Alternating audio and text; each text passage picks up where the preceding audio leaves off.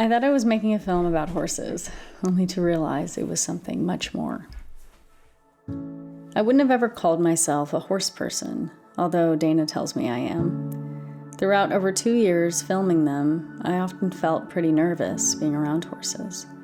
Most days of filming, I felt grateful to be behind a camera as it allowed me to focus on the beautiful moments instead of the anxious energy in my body.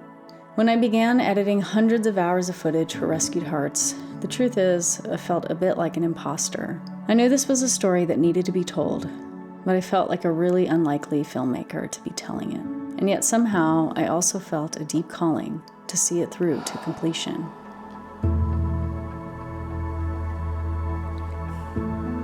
Many days, as I stared at a screen for hours on end, sorting through so many sacred moments, often tears would roll down my cheeks.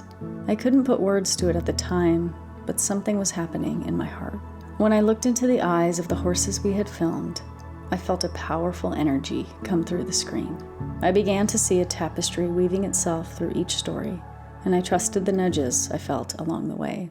One day, I heard the words, "What you are about to see is a collection of stories, a collection of hearts, and a testament to the magic that happens when we open ourselves to possibility, to the unseen, and to the unknown."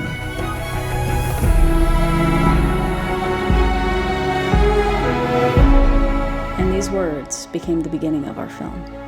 At our world premiere in May at the Illuminate Film Festival, for the first time, I watched people watching Rescued Hearts. As the credits rolled, the audience rose to their feet in a standing ovation. The applause continued for what felt like eternity, and I was overcome with emotion. In that moment, all I felt was love, and I saw firsthand just how universal this film truly is. Over the next 6 months, we traveled nearly nonstop to over 25 cities, from South Africa to Canada, from California to Virginia, and so many beautiful places in between. We watched hearts open, awareness grow, and love win. We attended one sold-out screening after another, from theaters to covered arenas to large performing arts venues. I was in awe when Rescued Hearts received 4 major awards at film festivals, including Best of Festival and Best Documentary. Over and over, we witnessed the power of this film being experienced in community, and we realized that this isn't just something to be watched, it's something that's meant to be felt. It can be a bit intimidating to be in the face of that much power, not knowing which direction it's going to move, where it's going to go. But it can also be intimidating to feel that much love.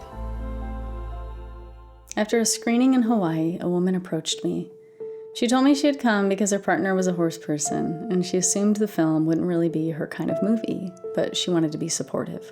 And then she looked at me and said, very seriously, "You know, this actually isn't a film about horses. Your film helped me remember who I am." For a while, I didn't even know what to say. She had just put words to something that I had been feeling, because that's what creating this film did for me. I thought about how the more human I feel, the more of a horseman I become. And how being a horseman to me means allowing a horse to be so special that I see myself in the horse, and then I love the horse so deeply because the horse is me learning how to love myself in relationship with people, responding to others in time. As we share the film city by city and country by country, our intention is simple: to spread more love, more hope, and more healing. Community screenings will be at the heart of 2026. We have so many events scheduled, we have even more being scheduled, and we're planning to block out time to do several international tours in countries such as Australia, New Zealand, the United Kingdom, Germany, and hopefully many more.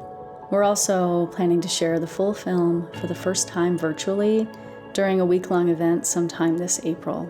This will be a worldwide offering, and we're hoping to have several language translations completed by then. And because we're filmmakers at heart, we have felt called to go deeper with a couple people in our film. We'll be sharing more as those films continue to take shape toward the end of this year. And because we receive so many messages from many of you who are looking to connect with those in your area or even in your country, we've decided that it's time to look into ways that we can create a space for that connection virtually. And the more we've talked about this, the more excited we've gotten, because it would offer us a way to share our hearts more personally, to provide a space for those who want to bring a screening to their area, where we can have monthly calls and even share exclusive content that we don't feel ready to share publicly, and really just to learn and grow from each other.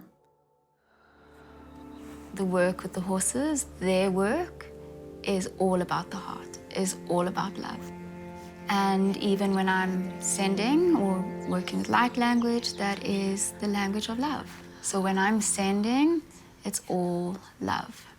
When I'm receiving, when I'm channeling, it's love.